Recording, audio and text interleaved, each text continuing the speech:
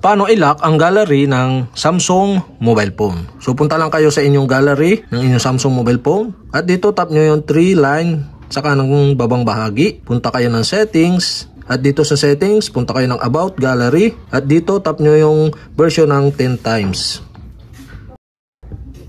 Yan guys, makikita nyo yung Gallery Labs is enable. So back tayo. Tapos makikita na ninyo dito yung Gallery Labs. Tap nyo lang yung Gallery Labs.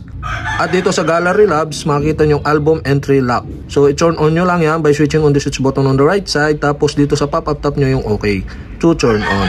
At okay guys, back na tayo. Switch off muna natin or restart yung mobile phone. At kapag na-restart na natin yung mobile phone, pwede na nating i-lock ang gallery o folder ng inyong Samsung. So punta kayo ng gallery, tapos select kayo ng folder na gusto nyong i-lock. So sample natin ito, press and hold nyo lang yung folder na gusto nyong i-lock. Tapos pagka select nyo, tap nyo yung 3 dot dito sa may kanang babang bahagi.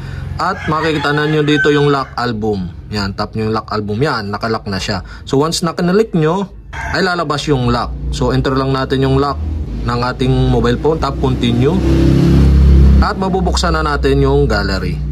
So okay, successful tayo nakapaglagay ng lock sa ating gallery or folder ng ating Samsung. So paano nga ba siya i-unlock? Tap natin yung 3 dot sa kanang taas na bahagi at tap nyo yung unlock album. At yan, back natin, wala na siyang lock. Pwede nyo na uling buksan ng walang lock. So okay guys, yun lang and thank you for watching.